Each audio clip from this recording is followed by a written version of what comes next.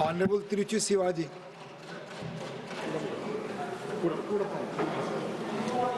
Thank you, Mr. Deputy Chairman, sir.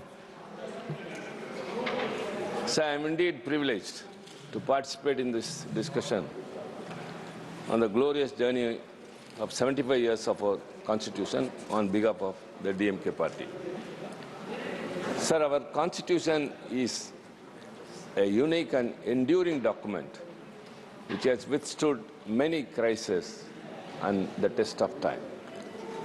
Sir, the Indian Constitution has not come out of a revolution, as in many other countries, but it is out of a series of experiences, developments rooted in constitutional methodologies and principles. Sir, I have got a lot to say about it, sir. Before that, I would like to recall Thomas Jefferson, the architect of the Declaration of Independence and the third President of the United States of America.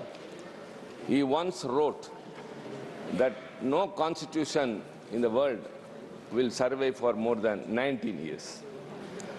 Later, the same theory was reaffirmed by 3 researchers on an empirical study which has come out in the Endurance of National Constitutions. And it also said that every constitution expires within 17 years. They said some reasons for that, sir. That inclusivity is a main reason, and adaptability of the constitutionalism. Sir, as far as we are concerned, we want to appreciate first the framers of the Constitution. Sir, as the statement of Thomas Jefferson, or as which has been reaffirmed by researchers, sir, our Constitution has survived for more than 17 years and still it is robust and dynamic. What are the reasons for that, sir? The other constitutions have not debated as much as us. The American Constitution was debated and drafted within 4 months, and the South African was within 9 months. Whereas the Constituent Assembly of India, to draft the Constitution, sir, first the members were elected indirectly across the state, from the provincial states, from the princely states, and the provincial principal commissioners. It came to about 389, and later after the partition it came down to 299, and with that the Constituent Assembly started functioning. These are all very important facts, sir. We have to mention what is the reason for the robust nature of our Constitution. Sir, it held 11 sessions, sir, which ran up to 165 days, out of which 114 days were focused totally on the draft Constitution. 7,635 amendments were tabled, and 2,473 amendments were moved. Whereas in other constitutions, in other nations' constitutions, amendments were not moved, sir. And subsequent to that, the position of our Constitution is very much glorified. Our Constitution is credited for establishing the rule of law and also fostering a responsible government to India. Our Constitution played a pivotal role in shaping India's democratic character and safeguarding individuals' liberties, balancing the delicate relationship between the sovereign state and federalism, and above all, it formed the backbone of India's governance. Sir, before I go into the subject, I have something to say which the Finance Minister in her initiative speech said about the first amendment to the Constitution, which you are very well aware of, 1951.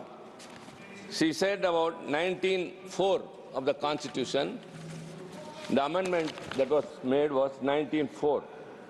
I would like to say, sir, in the same amendment, there was another one, which is 15.4, Article 15, 5 and 6. Sir, the first amendment to the Constitution was subsequent to a case which the leader of opposition mentioned, Shanbhagam Doraraj. Before that, one should know about the history, sir. It was first in Tamil Nadu, then Madras Presidency. In 1921, when the Justice Party, our parent body, was ruling Tamil Nadu, a communal GO was issued. By that way, everyone were benefited by way of reservation. So long, since then, only the upper caste was enjoying all the education and employment opportunities. And that was made with more reservation in 1927. And later, sir, this Shanbhagam Doraraj filed a case in the court that this communal reservation deprives her of a genuine seat in medical. The court, without applying. Later came the fact. The court upheld her case and petition and struck down the communal reservation. The strange part of this is the Shanbhagam Doraraj who has filed the case was not at all an applicant. So it was struck down, and all those days which were enjoyed by the people of OBC, SC and other communities, this reservation benefit was really shocked. So at that time, Thanai Periyar, our mentor and our founder leader Anna, launched a very big agitation in Tamil Nadu demanding for reservation, and it became a people's movement. And because of that, the 1951 amendment was brought. The first amendment, it says that nothing in this article or subclass, nothing in this article or in class 2 of the Article 29 shall prevent the state from making any special provision for the advancement of any socially and educationally backward classes of citizens or for the scheduled castes and the scheduled tribes. So, sir, this 1951 First Amendment, no one should forget, sir, that without this, the benefit would not have been extended to the suppressed and oppressed classes all those years. It was thanks to the Dravidian movement. What we call now Dravidian model is only this. Only because of that, the reservation was restored. And later, when the Mandal Commission recommendations came for reservation to the OBC in education and employment, I would like to recall who all opposed and who pulled down the government of Mr. VP Singh, the then Prime Minister. But then it was implemented. May I urge the learned people, members in the treasury benches, it was only by an OM, that is office memorandum. If you are really interested in the interests of OBC, you bring a constitutional, as you did for EWS. You did for EWS, but you are not yet still bothered about the OBC, but you say very proudly everywhere that you are all OBC communities. So, sir, and this is the right time. Dr. Ambedkar, who became later the chairman of the drafting committee, was only a member in a subcommittee on fundamental rights. Before 9 months, he was assigned the responsibility of chairing the drafting committee, sir. In the subcommittee, on 27th of February 1947, asked its members to submit their ideas in writing. And Dr. Ambedkar, along with Mr. Munshi, Alladi Krishnasamy Iyer and Harnam Singh, he also submitted one. Very interesting to know, sir, the title of that draft report which Ambedkar submitted was United States of India. His language was reminiscent of America's Declaration of Independence. It very clearly said, sir, that the federalism must be upheld and more rights to be given to the states. But on the day of adoption, Munshi's draft was adopted by the committee, and Ambedkar was not also there. It was not pressed. Later, he tried his best to implement what all was in his mind in the United States of India. So ultimately, Dr. Baba Saheb Ambedkar's intention was to strengthen the states. There is no explicit term federalism in our constitution, but the very first in the preamble says, India that Bharat shall be a union of states. That itself is very emphatic. And later, he became the chairman of the drafting committee. And it's very appreciable, sir, that the constitution which was drafted and adopted later, it established the foundation for a country that would respect diversity in religion and culture while upholding the values of equality and fairness. These are to be kept by the ruling party today. The nation's dedication and tolerance is demonstrated by the Indian Constitution, which protects the rights of linguistic and religious minorities. Additionally, the Constitution preserved unity among many religious communities by guaranteeing that the state would not favor any one religion. Sir, underscore, the Constitution guarantees that the state would not favor any one religion over another by supporting the secularism ideal. It's very clear, sir. But what is happening today? I don't want to bring down the level of the debate, because it's the Constitution's glorious celebration we are, 75 years. So we have to applaud. So many scholars, intellects were in the Constituent Assembly, whom we fondly remember, or it is our bounden duty to pay respects to all those people. They are now called as the framers of the Constitution. Dr. Ambedkar, Mr. Jawaharlal Nehru, Sardar Vallabhbhai Patel, Maulana Abul Kalam Azad, Rajendra Prasad K.M. Munshi, Aladi Krishnaswamy Iyer, B.N. Rao, Shyama Prasad Mukherjee, J.B. Kirbalani, Rafi Ahmad Kidwai, Mr. Santanam, K.T. Shah, H.V. Kamath, T.T. Krishnamachari, and above all, Qaide Millat Sahib. Sir, when the partition happened, when Jinnah wanted to have a separate nation for Muslims, and as I said, 389 members in the Constitution Assembly came down to 299. Many, when he declared that whoever are Muslims, come with me to the Muslim nation.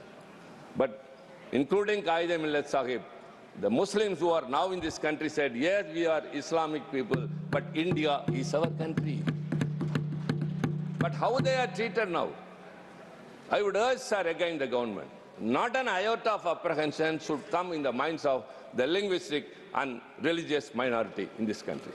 But it often happens. We have to see to that, sir. Everything. And Dr. Ambedkar very responsibly told that. He was, of course, lauded by everyone. Pattabhiram Siddharamaiah told that, when speaking about Dr. Ambedkar, he said, what a steamroller intellect he has brought into this Constituent Assembly, which is irresistible, indelible, and unconquerable. And Dr. Rajendra Prasad, the chairman of the Constituent Assembly, very clearly said that if at all the best thing the Constituent Assembly has done is that we have made Dr. Ambedkar as the chairman of the drafting committee. And what he said, sir, Dr. Ambedkar, he was also very much responsive. He appreciated each and everyone. The leader of opposition quoted someone. And Dr. Ambedkar very clearly says, I quote, sir, Sir Aladi Krishnaswamy Iyer, Dr. Ambedkar said, I came with no greater aspiration than to safeguard the rights of the interests of the scheduled caste people. I had the least remotest idea that I would be entrusted with such a big responsibility. There are people bigger, better, and more competitive than me in this assembly. But they have made me. They have entrusted the responsibility. They have chosen me as the chairman of the drafting committee. And he continues to say, sir, and he says very much about S.N. Mukherjee, Sundarnath Mukherjee. The West Bengal people should be happy about it. The Surendranath Mukherjee, he said, the task of the drafting committee would have been a very difficult one if this Constituent Assembly has been merely a motley crowd, a tessellated pavement without cement, a black stone here and white stone there, with each member or each group was a law unto itself. In that respect only, he is appreciating the Congress. It is because of the discipline of the Congress party that the drafting committee was able to pilot the Constitution in the Assembly with the sure knowledge as to fate of each article and each amendment. My job is not to be a spokesperson, sir, but I call a spade a spade. We have got many things, but we call a spade a spade. And Dr. Ambedkar shared the credit with each and everyone. He said party discipline, in all its rigidity, would have converted this assembly into a gathering of yes men. Fortunately, there were rebels. There were Mr. Kamath, Mr. Deshmukh, Mr. Sidwa, Professor K.T. Shah, and Pandit Hridayanath Kunsu. So when he appreciated those who supported, at the same time, he also mentioned those who were rebels, who spoke against. That is dissent, that is democracy. So that has emerged in those days itself. Sir, the Constitution has very great qualities. I don't want to go into that. I got something else. I want to remind of our great leader, the great thinker, uncomparable, and still not still, sir, forever, the very best scholar is our Anna, the founder leader of our DMK party. Sir, he used to write letters in the party official organ to his party cadre, enlightening them of what is going on in the country, enriching them with the history of the world. The revolutions happen here and there. For what reason? And all people have come out of slavery. All these things he was educating the last person in the party. So he used to write, but the way of addressing the letter was the dear brother. This family bondage, this affinity was first brought in by him. Anna wrote a letter which happened to be the last one and which is also called as the Will of Anna. At that time he was the chief minister. He wrote that, dear brother, I have never been mad after power, nor I am happy to be the chief minister of a state which comes under a constitution where it is in letter that it is federalistic, but in practice it is becoming more and more centralized. So he expressed that autonomy has to be given to the states. This was his last wish, and so it is considered as a will. Because he realized the states which are the constituents of this union were weakened slowly, one by one stages.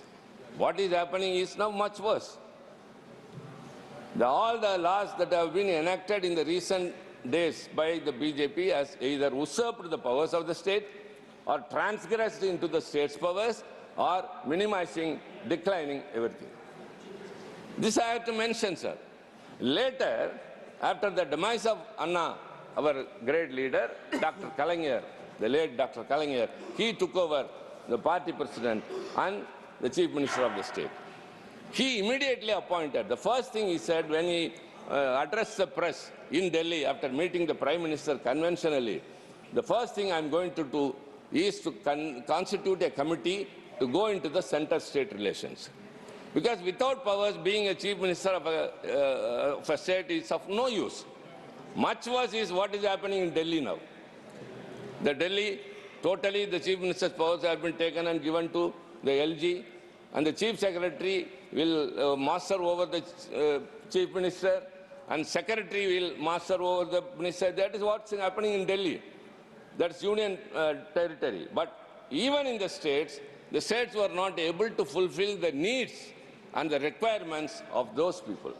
So Dr. Kalaignar, he constituted a committee under the then former Chief Justice of Madras High Court, Dr. Rajamannar, and along with him two other luminaries, Chandasamy and one Lakshmana Swamy, an academician. And the terms of reference was very important, entrusted to the committee. The terms of reference were, kindly look into it, that what are the powers from the union list and the concurrent list should be transferred to the state list. And what are the powers that have to be deleted from the union list? And when it was given, it came out with a very, sir, important report. It came out.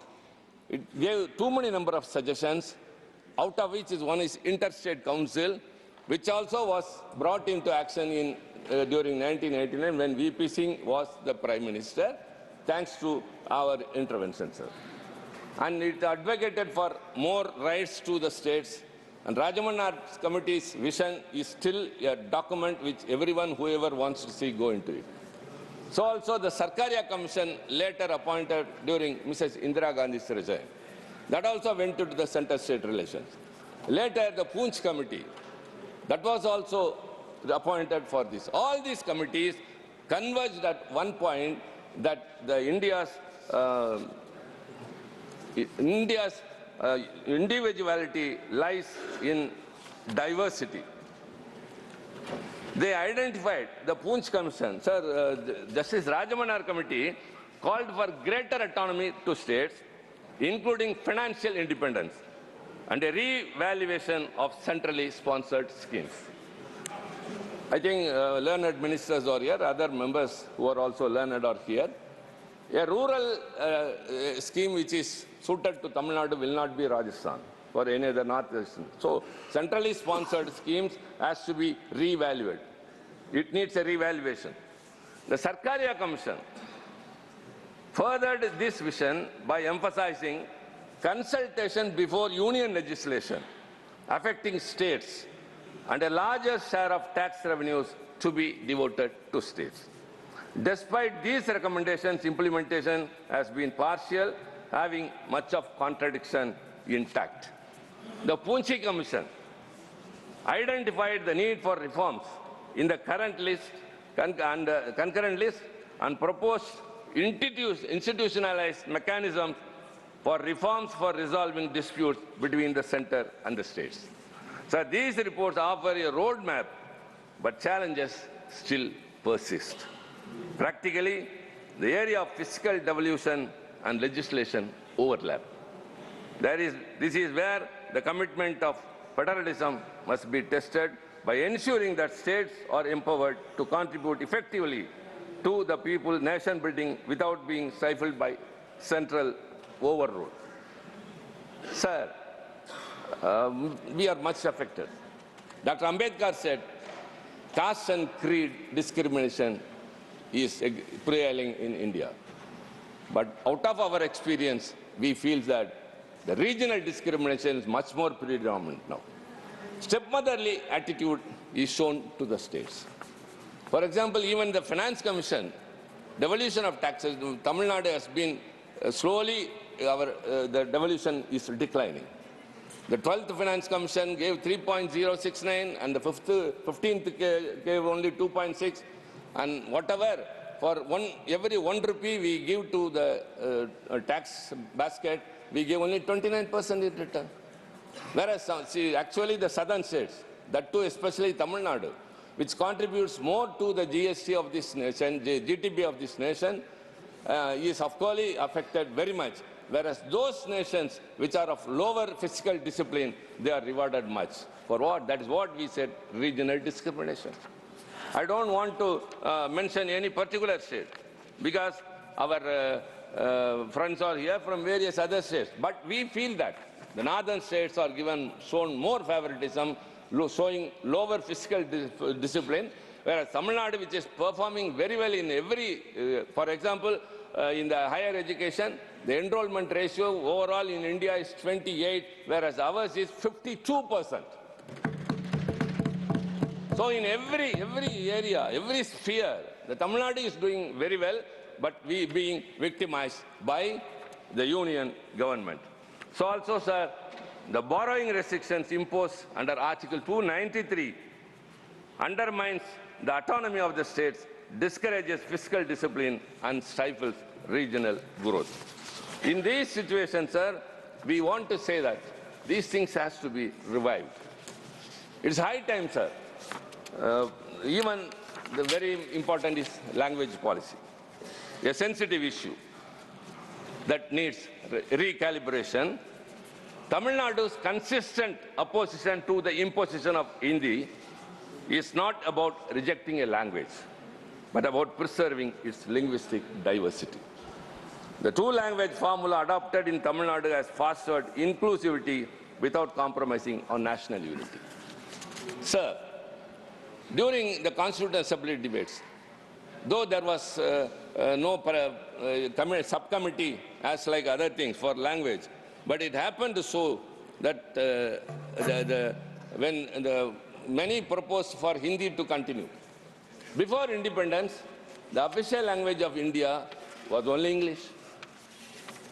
But later, after the independence, the Constituent Assembly, they debated it, and a section of the members supported Hindi, and a section of the members supported English. And when it came to equality, Dr. Rajendra Prasad, who was then the chairman, cast his vote, and by that, Hindi became the official language. And very importantly, article, the language.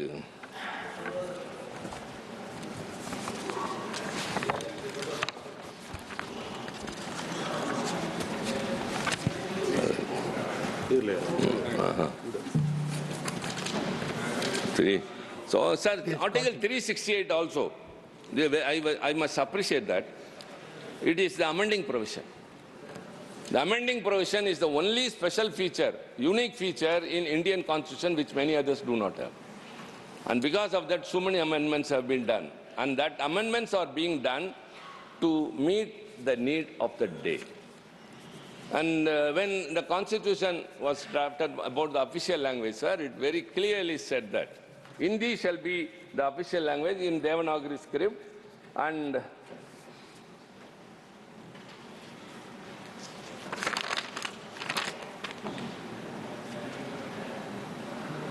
notwithstanding anything in this article, Parliament may be law provide for the use after the said period of 15 years, the English language or the Devanagari form of numerals. So it said that after 15 years of the enactment of the Constitution, English will go off, and then only Hindi will be the official language. Sir, again, our founder leader Anna, this house was benefited by his presence as a member from 62 to 67. He spoke very much about the language policy, and the Official Languages Amendment Act 1963 came, and it declared that the official language, the English shall also be the official language, as long as the non-Hindi speaking people accept it. Sir, whereas this government is totally thrashing all those things, what the Constitution has assured, it is not enough that you celebrate a Constitution Day in the Central Hall, which you have deserted. And it is not enough if you have a debate in both the houses of Parliament. It must be not only in letter, in spirit also it must be. When it has been assured, India is a country of complexity. It is multilingual, multicultural, multi-regional, multi-religious. Whereas you want to bring everything one nation, one election, one nation, one ration card, one nation, everything. One. But only this Parliament divides the Lok Sabha and the Rajya Sabha. The Central Hall, which used to unite the members of both the houses, is now totally, we are deprived of that. A new member who has come to the Lok Sabha will go off after 5 years without having acquaintance between the Rajya Sabha members and the Lok Sabha members. Why, when you are trying to unite each and everything, why you are dividing the members of Parliament from Lok Sabha and Rajya Sabha? That's what I say. It's not just celebrating the Constitution. All the schemes which are implemented by this government are either in Hindi or in Sanskrit. Learned ministers, Puri is here, my dear brother Yadav is here. Kindly tell. Bhupenderji, you know better. It says that any bill or anything should be in English, the Constitution says. But who authorized you to name the nomenclature of every scheme that you bring or every bill you bring, either in Hindi or in Sanskrit? We enter into the Parliament. Now that we are accustomed, we are spelling out, pronouncing it, but we do not know the meaning. Makar Dwar. What is it? What is it? Wherever we go, We see only Sanskrit letters, we see only Hindi letters. See, India is a union of states, don't forget. Don't forget. In the 8th schedule of the Constitution, there are 22 languages, and all those languages should be respected. And no one language should dominate the other. The Tamil is the ancient language in this world. It's the hoary language. When you say Sanskrit and Tamil are ancient, or they are spoken, it's only in books. It is in Vedas. Whereas Tamil has a rich history of literature, grammar, and everything. And 8 countries have Tamil as the official language.